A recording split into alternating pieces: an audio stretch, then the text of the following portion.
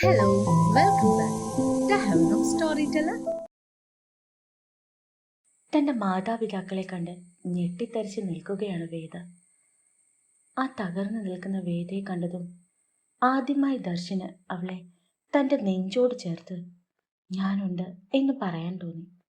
പക്ഷെ താനും അവരിൽ ഒരാളാണ്, അവളെ വേദനിപ്പിച്ചവരുടെ കൂട്ടത്തിൽ ഒരാളാണ് എന്നൊരു ചിന്ത അവനിൽ നിറഞ്ഞതിനാൽ ദർശ് വേദനയോടെ ദേവുവിനെ ചേർത്ത് പിടിച്ചുകൊണ്ട് വേദയെ നോക്കിയിരുന്നു.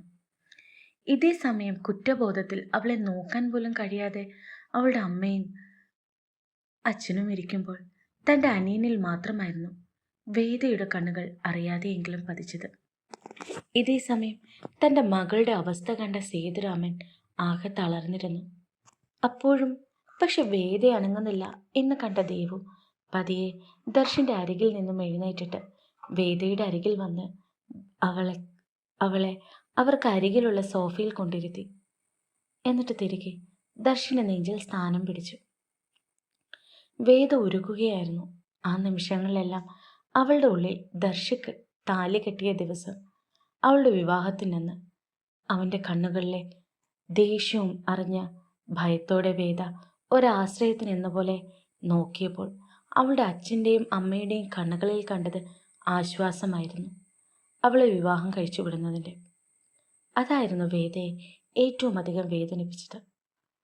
തങ്ങളെ കണ്ട അവസ്ഥയിൽ തന്നെ ഇരിക്കുന്ന വേദയുടെ അരികിലേക്ക് അയാൾ പതിയെ വന്നു. എന്നിട്ട് ഇരുന്നിട്ട് സേതുരാമൻ കണ്ണീരോടെ മകളെ നോക്കിക്കൊണ്ട് അവളുടെ കൈകളിൽ തൊട്ടുകൊട്ട് വേദനയോടെ മോളെ. ആ വിളിയേക്കാൾ വേദയെ ഞെട്ടിച്ചത് തൻ്റെ അച്ഛൻ്റെ സ്പർശനമായിരുന്നു. വേദ ഞെട്ടലോടെ കൈകൾ വലിച്ചു. എന്നിട്ട് ഭയത്തോടെ തൻ്റെ അമ്മയെ നോക്കി. അവളുടെ നോട്ടത്തിൻ്റെ അർത്ഥം മനസ്സിലായ വസുന്ധര പെട്ടെന്ന് തലകുനിച്ചു. അവരുടെ ഉള്ളിൽ തൻ്റെ വായിൽ നിന്നും വീണ വാക്കുകൾ മുഴങ്ങിക്കേട്ടു. എൻ്റെ ഭർത്താവിനെ നിന്റെ വരുതിയിലാക്കാനാണോ ശ്രമം? അവരുടെ ഓർമ്മ അവിടെ തങ്ങി നിൽക്കുമ്പോൾ പെട്ടെന്ന് ഹാളിലെ വേദന നിറഞ്ഞ ശബ്ദം കേട്ടു. മോളെ, ക്ഷമിക്കുമോ? ഈ അച്ഛനോടും അമ്മയോടും മറക്കാനും പൊറുക്കാനും കഴിയുമോ മോൾക്ക്? കണ്ണു നിറഞ്ഞു പറയുന്ന തൻ്റെ അച്ഛനെ മുഴുവൻ പറയാൻ സമ്മതിക്കാതെ എന്ന പോലെ വേദ കണ്ണുകൾ ഉയർത്തി നോക്കി. അവളുടെ കണ്ണിലെ അഗ്നി കണ്ടതും അയാൾ പറയാതെ നിർത്തി. വേദ തൻ്റെ അച്ഛൻ്റെ മുഖത്തേക്ക് നോക്കി ചോദിച്ചു, ഞാൻ എന്തു മറക്കണം? പറ, എന്തു മറക്കണം? പ്രായമുള്ള ഒരാളുമായി മോശം സാഹചര്യത്തിൽ കണ്ട ഒരു പെൺകുട്ടി എന്ന രീതിയിൽ നിങ്ങൾ സമൂഹത്തിന് മുന്നിൽ ഇട്ടുകൊടുത്തത് ഞാൻ മറക്കണോ? വേണം. അല്ലെങ്കിൽ ആളുകൾ എന്നെ എങ്ങനെ നോക്കും എന്ന് നിങ്ങൾ ചിന്തിച്ചോ? അത് ഞാൻ മറക്കണോ? പലരും എന്നെ രാത്രി വീട്ടിലേക്ക് വിളിച്ചവരുണ്ട്, എൻ്റെ റൂമിലേക്ക് വരാൻ എന്ന് പറഞ്ഞവരുണ്ട്. എനിക്ക് എത്ര വിലയാണ് എന്ന് പച്ചയ്ക്ക് എന്നോട് ചോദിച്ചവരുണ്ട്. അത് മറക്കണോ? അതോ ബസ്സിലും മറ്റും എൻ്റെ ശരീരത്തിലോടുന്ന കൈകൾ കണ്ട് പരാതി പറയുമ്പോൾ ആളുകൾ എന്നെ നോക്കി പറഞ്ഞത് എന്താണെന്നറിയോ?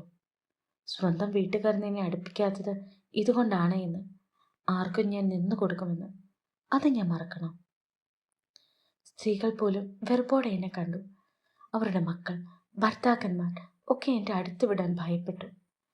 എൻ്റെ ശരീരം ആരും തൊടാതെ സൂക്ഷിക്കാൻ ഞാൻ എന്തൊക്കെ അനുഭവിച്ചെന്ന് നിങ്ങൾക്കറിയോ? നിങ്ങളുടെ വിശ്വസ്തൻ ശിവൻ, അയാളുടെ കൈകളിൽ നിന്ന് ഞാൻ രക്ഷപ്പെട്ടത് എങ്ങനെയാണെന്ന് നിങ്ങൾക്കറിയോ? രാത്രി അയാൾ സ്നേഹം പറഞ്ഞു വരുമ്പോൾ എന്നെ അയാൾക്ക് മുന്നിൽ ഇട്ടുകൊടുത്തതുപോലെ നിങ്ങളെല്ലാവരും നിന്നത് ഞാൻ മറക്കണോ? വസ്ത്രം പോലും തരാതെ ഞാൻ എങ്ങനെ ജീവിച്ചു എന്ന് ഓർത്തോ നിങ്ങൾ? എൻ്റെ പീരിയഡ്സ് എങ്ങനെയാണ് ഞാൻ കടന്നു പോയത് എന്ന് അറിയോ നിങ്ങൾക്ക്? മാറിയുടുക്കാൻ ഒരു തുണി പോലും ഇല്ലാതെ ഞാൻ എന്ത് ചെയ്തു? ഭക്ഷണം പോലും തരാതെ എത്ര രാത്രികൾ എന്നെ കുത്തി നോവിച്ചു നിങ്ങൾ? അതും ഞാൻ മറക്കണോ അല്ലേ? അല്ലെങ്കിൽ ഒരു പ്രായമായ ഒരാളെ കെട്ടിപ്പിടിച്ചാൽ അവിടെ എങ്ങനെയാണ് കാമം വരുന്നത്? അതെങ്ങനെയാണ് നിങ്ങളെ കണ്ടത്? എൻ്റെ അച്ഛനെന്ന് പറയുന്നത് നിങ്ങളുടെ പ്രായം തന്നെ ആയിരുന്നില്ലേ അദ്ദേഹത്തിനും? അതും ഞാൻ മറക്കണമെന്നാണോ? പറ പറ, വേദ ഇടർച്ചയോടെ ചോദിച്ചു. സേതുരാമൻ മിണ്ടാതെ തല കുനിച്ചിരിക്കുകയാണ്. അയാൾ കരയുകയായിരുന്നു. വസുന്ധരയും അതേ അവസ്ഥയിൽ തന്നെയാണ്. എന്നാൽ വൈദ്യ മാത്രം കുറ്റബോധം എന്ന് കൊണ്ട് അവളെ നോക്കിയിരുന്നു. വേദ ആരെയും നോക്കാതെ തുടർന്നു. നിങ്ങൾ എന്നെ തേടി വരരുത്. എനിക്കൊന്നും മറക്കാൻ കഴിയില്ല. പിന്നെ നിങ്ങളുടെ മകളെയാണ് തേടി വന്നത് എങ്കിൽ നിങ്ങളുടെ മകൾ മരിച്ചു. അതെന്താണെന്നാ എന്നെ എൻ്റെ അച്ഛനെയും എൻ്റെ അരികിൽ എൻ്റെ അച്ഛനും അനിയനെയും അടുത്തേക്ക് വിടാൻ പോലും ഭയപ്പെട്ടുകൊണ്ട്, അല്ലെങ്കിൽ പുറത്തുനിന്ന് ഇനിയും ആരെങ്കിലും വരുമെന്ന് പേടിച്ചുകൊണ്ട് എൻ്റെ വാതിൽ പുറത്തു നിന്ന് നിങ്ങൾ എന്നടച്ചോ അന്ന് നിങ്ങളുടെ മകൾ മരിച്ചു. നിങ്ങൾക്ക് പോകാം. അത്രയും പറഞ്ഞ് വേദ എഴുന്നേറ്റു.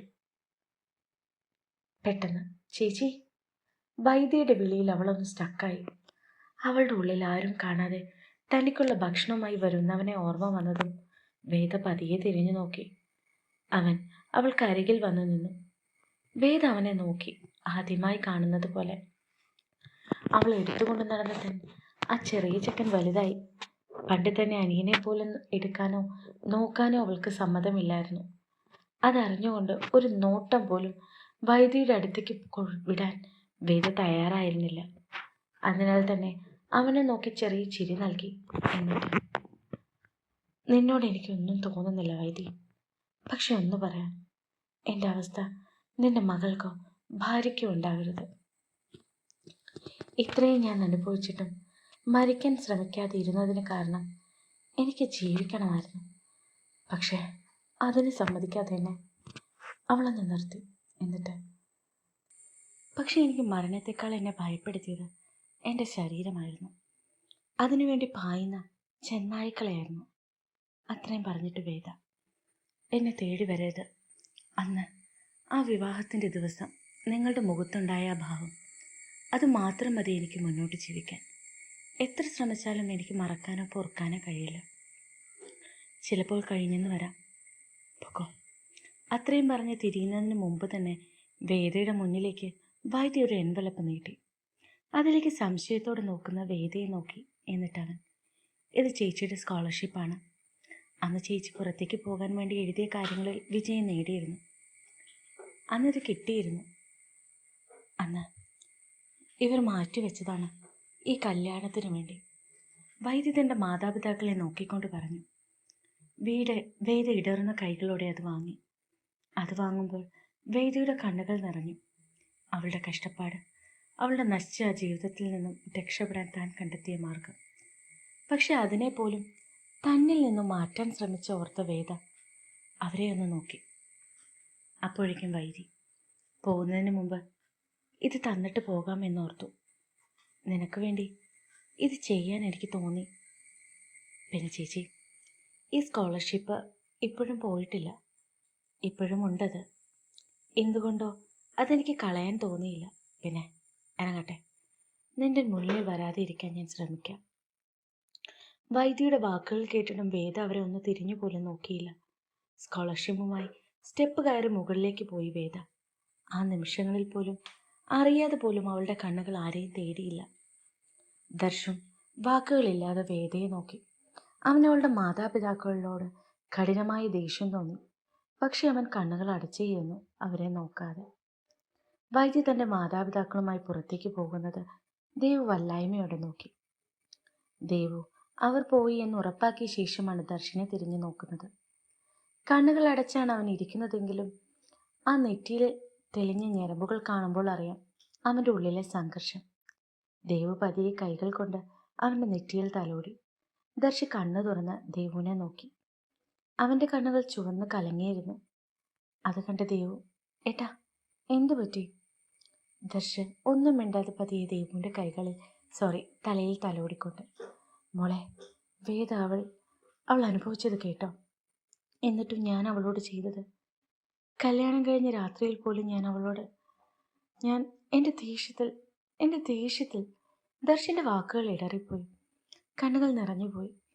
എനിക്ക് വേണ്ടിയായിരുന്നു വേദ, എനിക്ക് വേണ്ടിയായിരുന്നു. എനിക്കറിയാം എന്നോടുള്ള പ്രണയം കാരണമാണ് അവൾ ഈ അനുഭവിച്ചതെല്ലാം. എന്നിട്ടും ദർശ പൊട്ടിക്കരഞ്ഞുപോയി. ദേവവും അവൾ വേദനയോടെ ചേട്ടനെ നോക്കുമ്പോൾ അവളുടെ ഉള്ളിലും വേദയുടെ ബാല്യമായിരുന്നു. ഒരു പെൺകുട്ടി പോകാൻ പാടില്ലാത്ത എല്ലാ അവസ്ഥയിൽ കൂടെയും അവളെ കടന്നു പോയിട്ടും ഇങ്ങനെ സ്ട്രോങ് ആയി നിൽക്കുന്നവളെ പറ്റി അവൾ ഓർത്തു. ദർശിൻ്റെ ഉള്ളിൽ അതേസമയം വേദയെ ഓർത്ത് നീറിക്കൊണ്ടിരുന്നു. അവൻ ചെയ്തു പോയ തെറ്റിനെ ഓർത്ത് കണ്ട്, ഒരിക്കലും പൊറുക്കാൻ കഴിയാത്ത തെറ്റിനെ ഓർത്ത്. ദർശന് തൻ്റെ ലോകം ഒന്ന് തിരിഞ്ഞു കറങ്ങിയിരുന്നെങ്കിൽ എന്ന് തോന്നി. ആ വിവാഹ ദിവസം താൻ കെട്ടിയ ആ താലി അവളുടെ കഴുത്തിൽ വീണ ആ ദിവസത്തെ ഇല്ലാതെയാക്കാമായിരുന്നു എന്ന് തോന്നി. തുടരുന്നു. പിന്നെ കഥയിലെ കാര്യങ്ങൾ നിങ്ങൾ പറയണം. വേദ ഫീൽ ചെയ്ത് അല്ലെങ്കിൽ വേദ അനുഭവിച്ച എല്ലാ കാര്യങ്ങളും എനിക്ക് എഴുതാൻ പറ്റിയില്ല. ഇന്ന് സ്റ്റോറി ഇടുന്നതുകൊണ്ട് എനിക്കത് കംപ്ലീറ്റ് ആയിട്ട് ആ ഒരു ഫീലിംഗ് എത്തിയിട്ടില്ല. എന്നാലും നിങ്ങളുടെ അഭിപ്രായം പറയണം കേട്ടോ. Thank you all.